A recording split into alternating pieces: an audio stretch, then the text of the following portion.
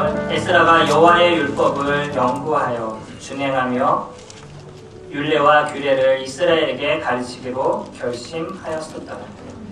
저희들이 잘 알고 있는 것처럼 에스라는 교사적인 은사가 탁월한 사람이었습니다. 많은 사람들이 분별하는 것처럼 역대상하를 에스라가 적었을 거라고 분별하고 있죠. 에스라도 동일하게 에스라가 적었을 거라고 많은 사람들이 분별을 하고 있습니다. 에스라는 이스라엘 백성들을 모아놓고 그들에게 주님의 말씀을 가르칠 때 이와 같은 태도를 취했었어요. 어떤 태도를 취한 것이냐면 여호와의 율법을 연구하는 것. 첫 번째 그가 했던 행동은 무엇이냐면 연구하는 거였습니다. 말씀을 그가 연구하고 그것이 어떻게 하나님이 우리에게 주셨는지를 알아보는 것. 그게 에스라가 했던 첫 번째 모습이죠. 두 번째는요. 그것을 자기 스스로 준행했다라고 얘기를 하고 있어요.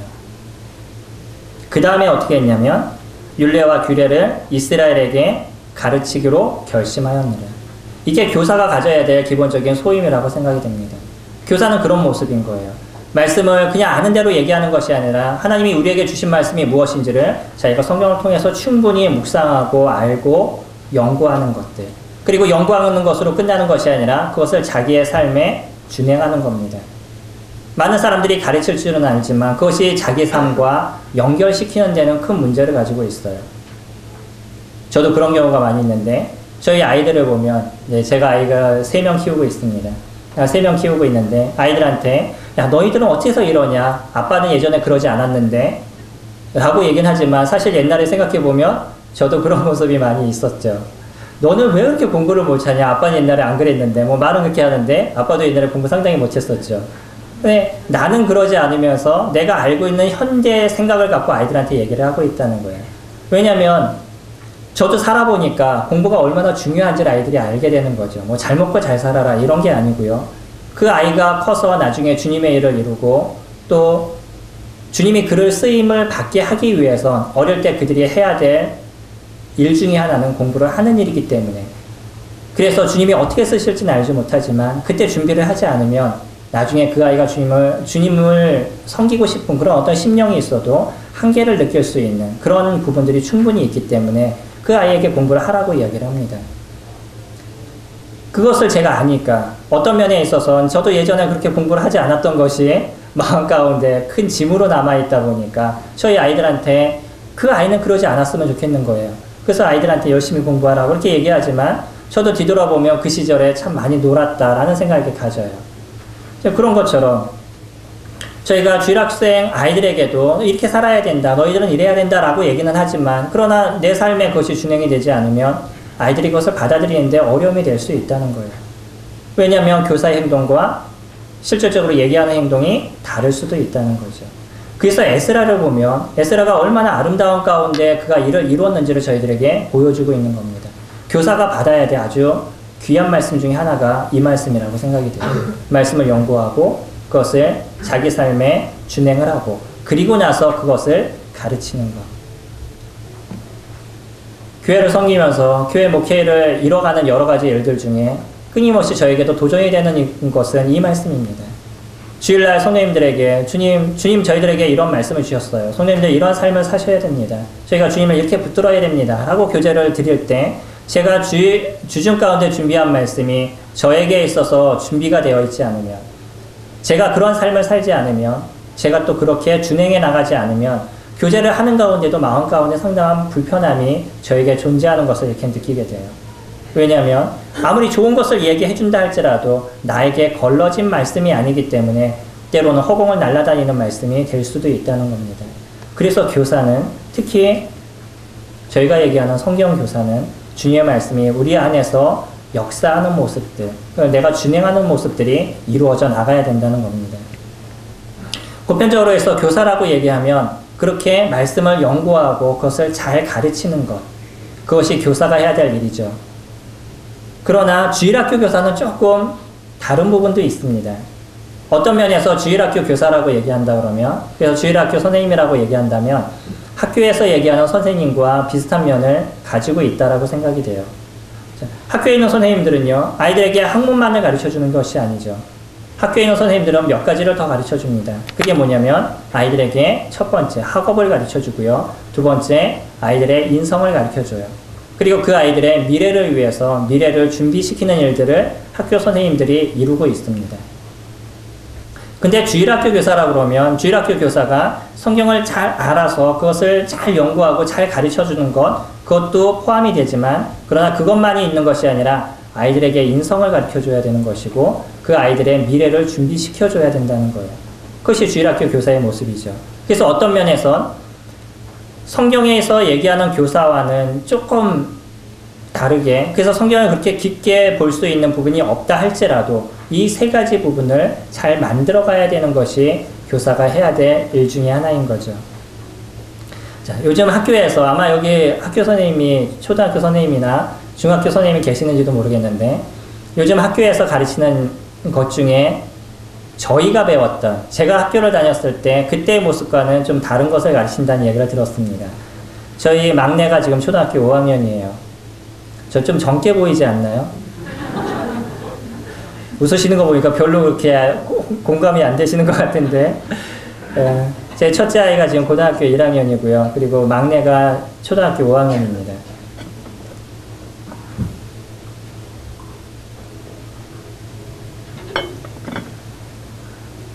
아이가 학교에 갔다 와가지고 학교에서 가르치는 여러 가지를 이렇게 같이 자매하고 이야기를 나눠요. 저희 아이들은 저나 아니면 저희 자매하고 많은 이야기를 나누고 있습니다. 고등학교 1학년이라고 그러면 보통 특히 남자아이들은 집에 딱 오면 자기 방에 딱 들어가면 끝이라고 얘기를 하는데, 저희 아이들은 그러진 않아요. 학교 갔다 오면 학교에서 있었던 아침부터 저녁까지의 일을 다 이야기를 합니다. 남자아이가. 거의 여자 수준인데. 근데 아이들이 학교에서 요즘 배우는 게 그렇대요. 자, 어떤 할머니가 머리에 무엇을 들고 갑니다. 들고 가다가 힘들어서 초등학생들을 불러서 얘 미안한데 이것 좀 할머니 머리에다 좀 올려줘라 이렇게 얘기를 한다 그러면 어떻게 해야 될 것인가. 자, 첫 번째, 할머니가 얘기하신 것처럼 도와서 머리에 이어준다.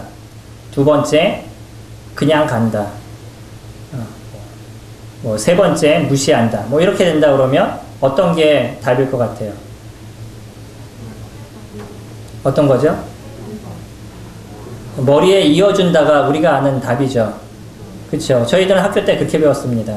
당연히 그래야 된다라고, 또 동방예의지국이잖아요, 저희가. 그러다 보니까 당연하게 유교 사상에 젖어서 저희는 그렇게 해야 될 것을 배웠어요. 그리고 저도 지금 아이들한테 그렇게 가르칩니다. 학교에서 뭐라고 가르치는지 아셔요? 그냥 간답니다. 그렇게 가르쳐요. 제가 경찰을 가끔 이렇게 보면서 우리나라 경찰한테 조금 실망하는 경우들이 있는데, 어떤 분이 술이 취해서 이렇게 넘어져 있어요. 그래서 그분을 좀 이렇게 도와주려고 이렇게 노력을 하면 경찰이 왔을 때 뭐라고 얘기하시는지 아셔요? 건들지 말라라고 얘기하십니다. 그들이 얘기할 땐 손대지 말라라고 얘기해요. 왜 그러냐면 경찰이 나빠서 그러는 게 아니라 그 사람 잘못 건드렸다가 이 사람이 돈 없어졌다고 얘기하면 당신이 책임져야 됩니다. 그러니까 그냥 냅두십시오. 이렇게 얘기를 해요. 요즘 시대가 이렇습니다. 왜 아이들에게 학교에 갔었을 때, 학교에서 할머니를 도와드려야 되는데 도와주지 말라고 얘기하냐면, 매스컴에서 그런 얘기 들어보셨죠?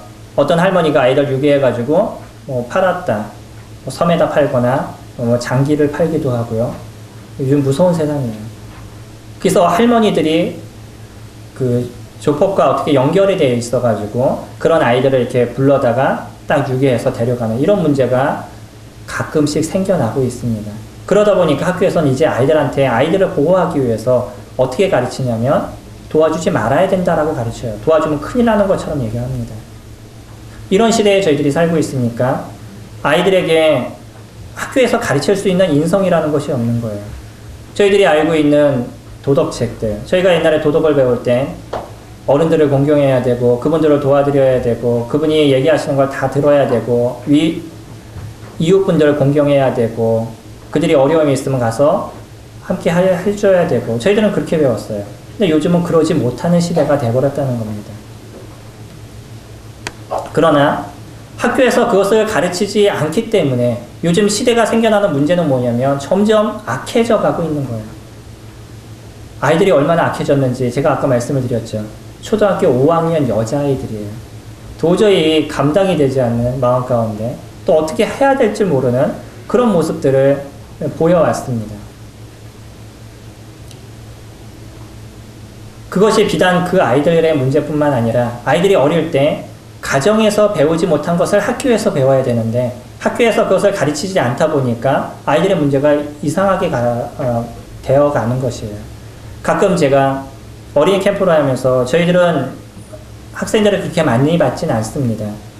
학생들을 다 일일이 관리할 수 있는 그 선에서 받다 보니까 보편적으로 한 80에서 100명 정도 이렇게 캠프를 이루고 있는데 그런 캠프를 이루다 보면 온 아이들을 이렇게 쭉 살펴봤었을 때 한 10% 이상이 ADHD를 겪고 있는 아이들이 있어요. 그 아이들 스스로 모르지만 선생님의 입장에서 이렇게 쭉 지켜보면 10% 어떨 땐 10%를 넘어갈 때도 있습니다. 저희 교회에도 한 2명 정도 그런 아이들이 있고 또 그런 소임을 보일 수 있는 아이들이 몇 명이 또 있어요. 이것이 생리학적으로 생기는 그런 문제일 수도 있지만 그러나 후천적으로 생기는 문제가 더 많이 있다는 거예요. 가정에서 케어가 되지 않습니다. 가정 안에서 부모들이 아이들을 돌봐야 되는데 지금 같은 경우는 맞벌이를 하다 보고 이러다 보니까 아이들이 혼자 놀게 되는 거죠. 자기 혼자 놀면서 갇혀있는 것이 게임에 갇혀있거나 인터넷에 갇혀있거나 아니면 잘못된 아이들과 만나거나 이러다 보니까 얘기하는 것, 말하는 것 이런 것에 있어서 문제가 발생하기 시작이 돼요. 그러다 보니까 대인관계에 문제가 생기게 되고 학교에서는 이런 걸 가르치지 않죠. 그러다 보니까 아이들은 자기가 원하는 대로 살아갈 수밖에 없는 모습을 어릴 때부터 가질 수밖에 없다는 거예요. 이게 지금 사회적인 문제입니다. 저희 둘째가 중학교 1학년이에요. 학교에서 일이 있어서 저희 자매가 가서 수업하는데 이렇게 도우미를 위해서 한번 간 적이 있었어요.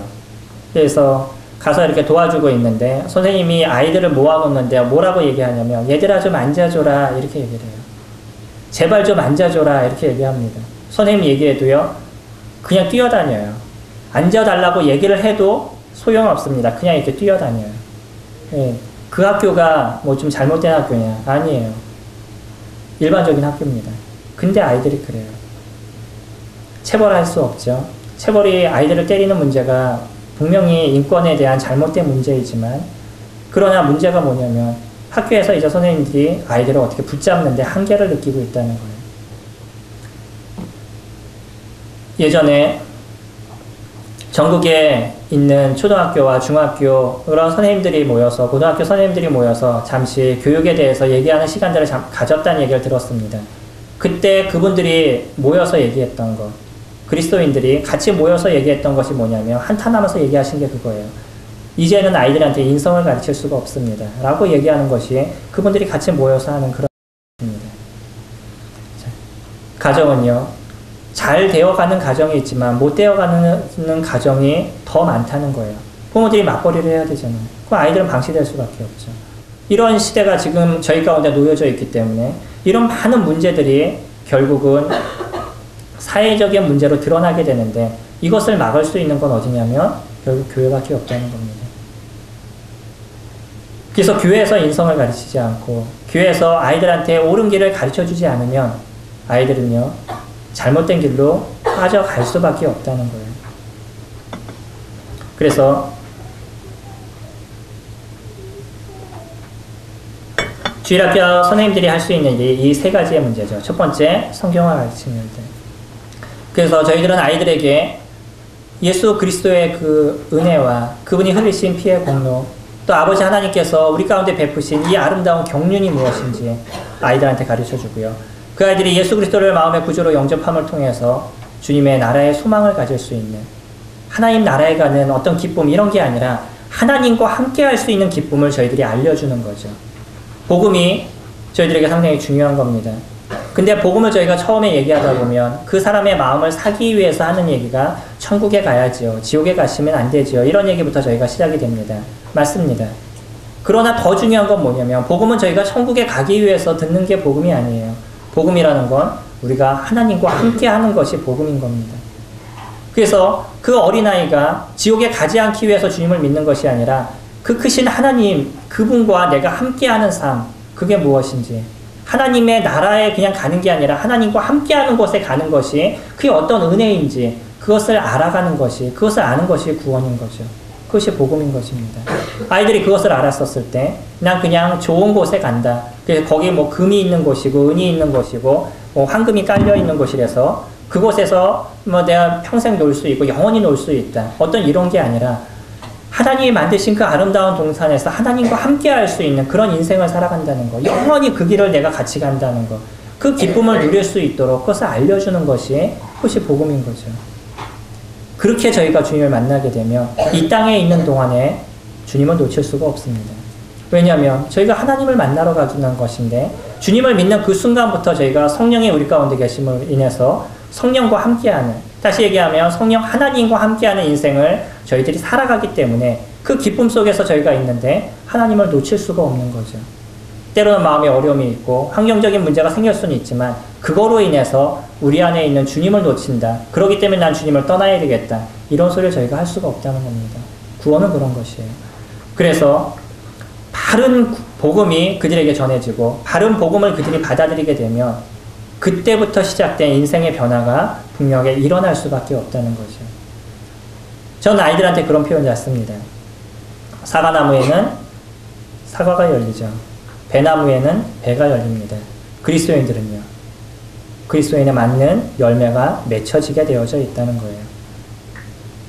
내 안에 주님이 계시고 그 주님을 인해서 살아가는 저희들의 모습이 죄에 대한 열매만 맺어가고 살아가고 있다 그러면 그럼 우리가 주님을 믿었다고 얘기하기가 어려운 부분이 있다는 거죠. 주님을 믿었으면 주님의 믿는 그 모습에 맞게 열매가 맺혀져 나가야 되는 것이 당연한 저희들의 삶에 대한 모습이라고 생각이 됩니다. 성경도 그렇게 얘기하고 있죠.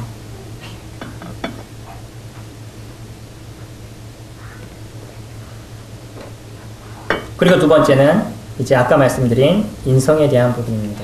자, 하나님은요, 선을 추구하시는 분이에요. 시편 25편에서도 그렇게 말씀하시죠. 선하신 하나님이라고 얘기하십니다. 시편의 많은 구절을 보면 여호와 하나님은 선하시며 인자하시며 이런 표현들이 끊임없이 등장하고 있어요. 그분은 선을 추구하시는 분이라는 거예요. 우리가 하나님을 믿었으면 선을 추구하시는 그분에 맞게 저희들의 삶이 바뀌어가야 되는 거죠. 또 주님은 저희들을 구원하셨을 때 기도서 말씀 잠깐 보시면요. 제가 사실 저희 교회에서는 말씀을 많이 찾지 않습니다. 본문 하나 찾으면 본문을 갖고 거의 이렇게 교제를 드리는데 오늘은 조금 여러 구절 많이 찾아보도록 하겠습니다. 기도서 말씀 보시면요.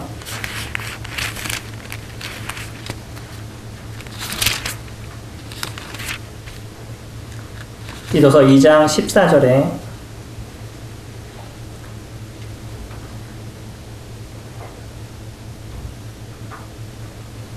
그가 우리를 대신하여 자신을 주심은 모든 불법에서 우리를 속량하시고 우리를 깨끗하게 하사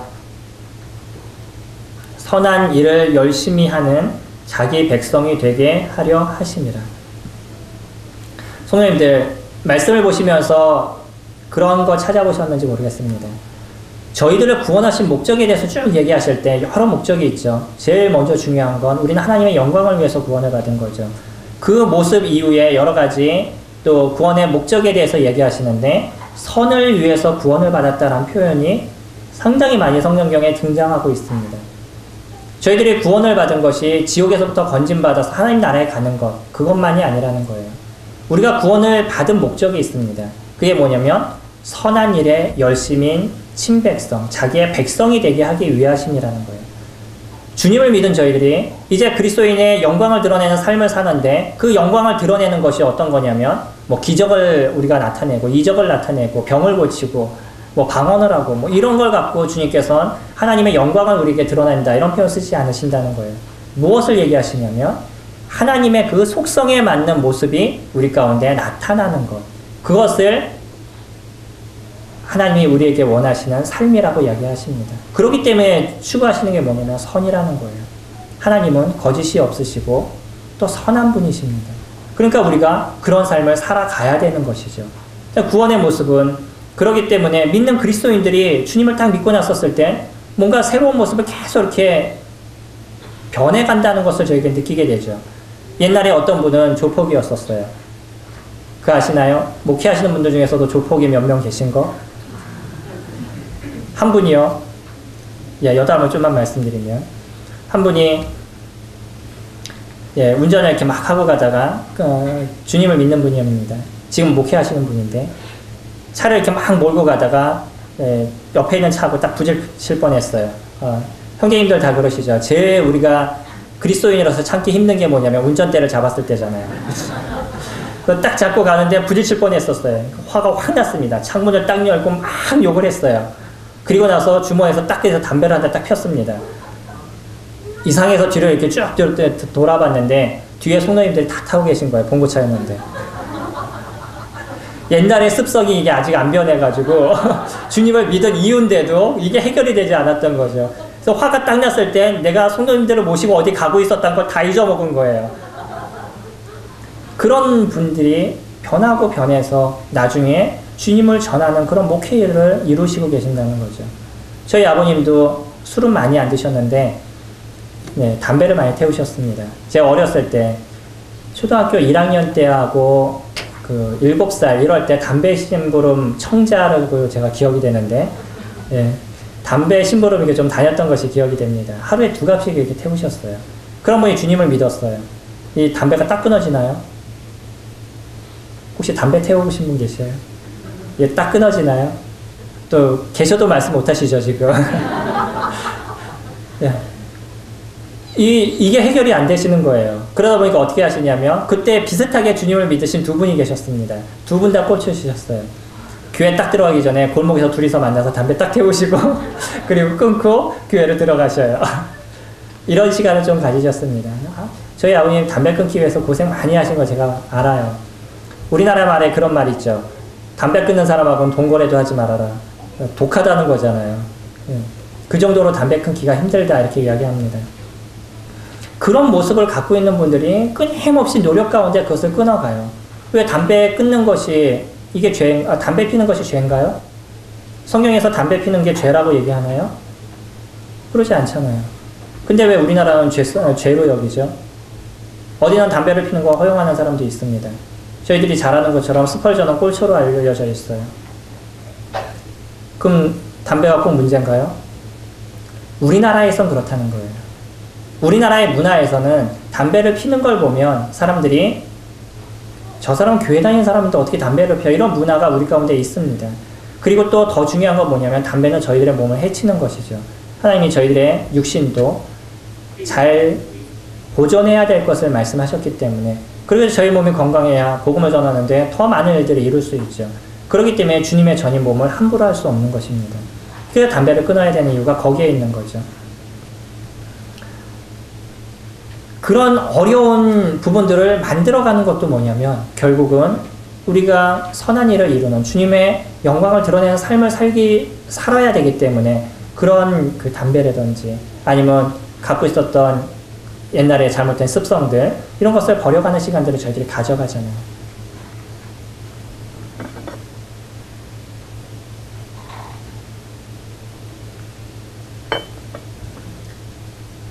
어떤 분은 교회에서 도덕을 가르친다 이렇게 얘기하시는 분이 있습니다. 잘못됐다라는 것으로서 얘기를 하시는 거예요. 영성을 가르쳐야지 도덕을 가르친다 이런 표현을 쓰는 분이 있습니다. 어떤 면에선 그것이 참 옳은 것처럼 들려져요. 우리가 영성, 주님을 추구하고 주님 옆에 그냥 아이들이 목 놓아서 기도할 수 있고 그리고 날마다 성경을 볼 수 있는 어떤 이런 영성을 가르쳐야지 도덕을 가르치면 안 된다 이런 표현을 쓰시는 분이 있는데 성경을 쭉 보면요. 성경에서 가르치는 게 뭔지 아시나요? 많은 부분이 도덕입니다. 부모님한테 존경하라고 얘기하고 아내한테 잘하라고 얘기하고 남편한테 잘하라고 얘기하고 자녀들 노역해 하지 말라고 얘기하고 다 이게 뭐예요? 우리가 보통 사회에서 얘기하는 도덕이죠. 주님 저에게 그런 것을 얘기하신다는 거예요. 그게 영성이냐? 우리가 얘기하면 그건 좀 다른 부분이지만 그러나 주님을 추구하는 그런 모습은 결국은 그런 선을 만들어가는 모습 속에서 드러나지고 있다는 거예요. 그러니까 우리가 아이들한테 무엇을 가르쳐요? 그 아이들에게 온전한 삶이 무엇이다. 주님을 믿은 그리스도의 삶은 이런 삶을 살아가야 된다라는 것을 저희들이 가르치는 것이 그게 교사들이 해야 될 문제인 것이죠. 그리고 세 번째는요. 학생들의 미래를 저희들이 설계해 주는 것입니다. 당장 지금 아이들에게 무엇을 이제 가르치고 그 아이들이 지금 뭔가를 막 하기 원하는 그런 부분만이 아니라 그 아이들이 미래에 어떤 아이가 되게 하기 위해서 저희들이 수고해야 되냐, 그것에 대해서 고민하셔야 된다는 거예요. 보편적으로 얘기하기에 어떤 분은, 이건 뭐 다 그런 건 아니지만 어떤 분은 이야기하기에 사람이 그 성격이 발달되는 데 있어서 세 가지 요인이 있다라고 얘기합니다. 뭐라고 얘기하냐면 첫 번째는 유전이에요. 그리고 두 번째는 부모입니다. 그리고 세 번째는 교사예요. 얘기하는 분은 조금 다릅니다. 근데 한 분은 그렇게 얘기하셨어요. 이분이 상당히 유명한 분인데, 유전은 결국은 우리가 타고난 성질인 거죠. 외향성과 뭐 내향성. 이게 분류되는 또 뭐 몇 가지 그런 이야기들. 그래서 내가 내향적이냐 외향적이냐 그 성격은 변하지 않는 거죠. 우리가 그냥 가지고 있는 겁니다. 태어날 때부터 갖고 있는 성향인 겁니다. 그래서 어떤 사람은 내가 다혈질이다, 난 태어나서부터 다혈질이다 이렇게 얘기하는데, 어떤 면에서 그것이 잘못된 방향으로 간 다혈질을 타고난 것이 아니라는 거예요. 외향성을 갖고 있는 것입니다. 외향성을 갖고 있는 건데 그게 자라가면서 잘못되게 자라가 버리니까 무슨 문제가 생기냐면 다혈질적인 사람, 뭔가 좀만 건드리면 막 폭발하는 이런 문제가 그 사람에게 생겨나는 것이지, 태어날 때부터 하나님께서 그렇게 만드신 건 아니라는 거예요. 우린 태어날 때 서로가 갖고 있는 좋은 부분이 있습니다. 내향성이 있고 외향성이 있어요. 그래서 내적으로 많은 것을 생각하는 사람은 많은 고민들을 이루고 그 다음에 뭐 책을 저술한다든지 아니면 사람들에게 많은 것을 연구해서 그것을 발표해 줄 수 있는 그런 좋은 부분을 만들어가죠. 외향적인 사람들은요, 사람들 앞에서 서서 그 아는 것을 가르칠 수 있는 어떤 이런 부분이나 많은 사람들을 모을 수 있는 리더십이나 이런 것을 갖고 있는 것이 또 외향적인 거죠. 이거는 유전적인 것입니다. 저희가 태어날 때부터 갖고 있는 거예요. 그 두 번째는요, 이런 유전적인 것이 잘 만들어져 가게 하기 위해서 해야 되는 것이 부모의 역할이라는 겁니다. 부모님들도 많이 계시죠. 자녀들을 키우고 계신 그런 교사님들도 많이 계시는데, 아까 공부 얘기 이렇게 말씀드렸지만 집에서 이렇게 아이들한테 얘기할 때 그렇게 해보신 적 있지 않나요? 난 드라마 보면서 야, 너 공부해!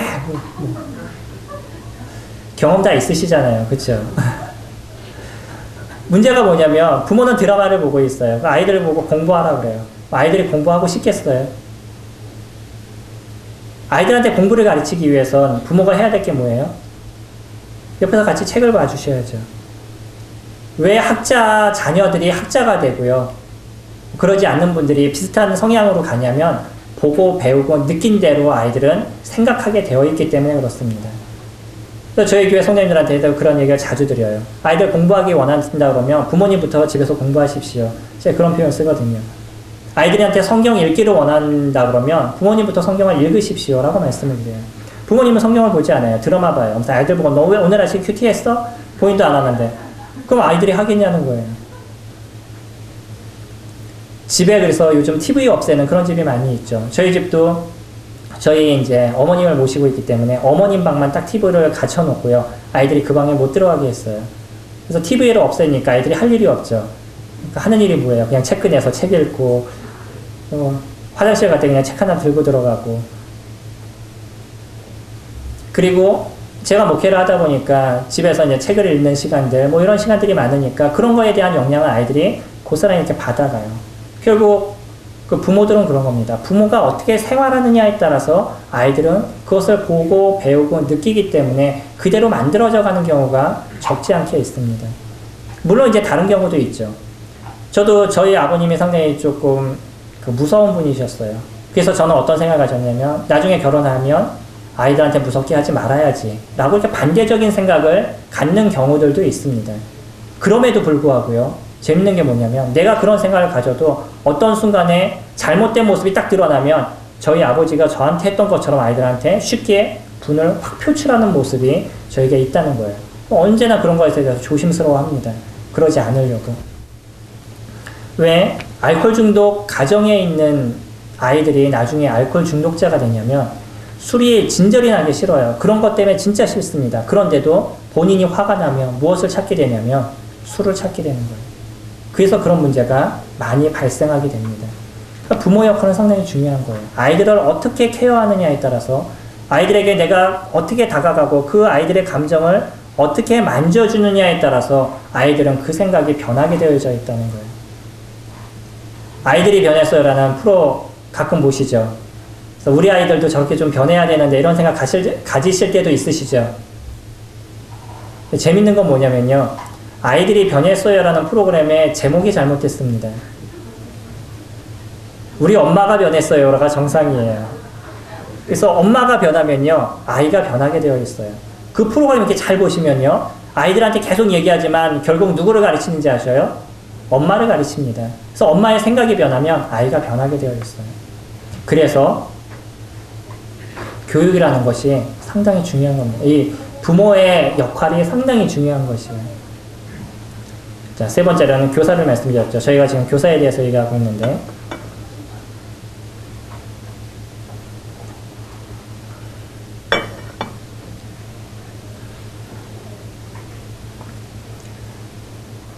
많은 주일학교 교사님들이 놓치고 있는 한 가지가 있습니다. 뭐냐면 난 주일학교 1시간이 교사라는 생각을 가지신다는 거예요. 교회에서 아이들과 얼마나 많은 시간들을 보내셔요. 아침부터 저녁까지 계시는 분도 계시고 아니면 점심까지 계시는 분도 계시고 조금 다르지만 그러나 보편적으로 주일에 얼마를 계시냐면 반나절 이상을 계신다는 거예요. 근데 주일학교 교사는 어떤 생각을 갖고 있냐면 내가 아이들을 가르칠 때 그때만 내가 교사라고 생각해요. 그 이후로는 교사가 아닌 것처럼 느껴집니다. 아이들은요. 아이들이 생각하는 건 항상 그분은 교사예요. 그래서 그분은 교사이기 때문에 그분이 하는 행동, 언제 무엇을 하는지, 어떻게 하는지 그 아이들의 눈에는 그것을 계속 주시하고 있다는 거예요. 무섭습니다, 아이들이요. 잘 생각해 보시면요. 아이들이 아무것도 아닌 것 같고 아무 생각도 안 하는 것 같은데 항상 내 담임을 쫓아다녀요, 눈이. 왜냐하면 아이들이 생각하는 건 한계가 있는 거죠. 생각하는 인지의 한계가 있기 때문에 모든 것을 다 펼쳐놓고 보는 것이 아니라 나와 관련된 것을 계속 보게 되어 있어요. 그 아이들이 일부러 보는 것이 아니라 선천적인 것입니다. 어린아이의 습성들이에요. 그러다 보니까 내 담임이 어디서 무엇을 하는지 이렇게 쭉 지나가면 10명의 성도님들 쭉 있어도 우리 담임만 보인다는 거예요. 저희 자매가 그렇습니다. 학교에서 운동회 때 이렇게 갔었는데 저는 아빠의 자질이 잘 없는지 이렇게 쳐다봐도 누가 누군지 잘 모르겠어요. 저희 자매 딱 보더니 쟤 저기 있네 하고 딱 집어내요. 그 많은 아이들이 있어도 우리 아이만 보인다는 거예요. 그 선전 그런 거 보셨나요? 무슨 선전인지 잘 기억이 안 나는데 무슨 선전이 쭉 이렇게 펼쳐지는데 뭐 아이들이 발레를 하고 있는데 한 명만 딱 보이는, 부모가 그 아이만 보는 뭐 이런 선전을 했던 것으로 제가 기억이 되는데 부모의 눈에는 누가만 보이냐면 우리 아이만 보이는 거죠. 마찬가지로 아이들의 입장에선 교회에서 누구만 보이냐면 우리 담임만 보이게 되어 있어요. 담임이 무엇을 하나 그것을 봐요. 근데 담임은 주일학교 때 너 이렇게 해야 된다. 너 이렇게 해야 된다. 뭐 아이들한테 잘해줘야 되고 뭐 해야 되고 이렇게 다 잘 가르쳤어요. 근데 저기 나중에 보니까 아이들 막 소리 지르고 화내고 있는 그런 모습을 아이들이 봐요. 그럼 아이들의 입장에서 어떤 생각이 들어요? 나는 그렇게 생각을 안 했는데 아이들은 언제나 나를 지켜보고 있다는 거예요. 그러니까 교사는 한 시간의 교사가 아니라 그 아이의 모든 시간 가운데 내가 교사라는 것을 인지를 하셔야 된다는 거죠. 그랬을 때 나의 몸가짐과 나의 생각이 조종해 나갈 수 있는 거예요. 주일학교 때는 아이들한테 잘해줘요. 근데 그 시간이 딱 끝나고 나면 아이들이 막 떠들면 화가 나가지고 짜증을 막 내요. 문제가 있는 거죠. 그 아이에게 내가 비빌 수 있는 공간이 어디냐면, 비빌 수 있는 곳이 어디냐면 내 담임이잖아요. 근데 끝나고 나면 담임은 나를 잘 쳐다보지도 않아요. 지나갈 때 그냥 쓱 지나가 버리면 그만이에요. 그럼 아이들 마음에 어떤 생각이 드냐면 이 시간만 선생님이구나. 이 시간이 끝나면 선생님이 아니구나. 이런 생각이 아이들 생각에 젖어든다는 거예요. 이건 우리가 진짜 조심해야 될 부분입니다.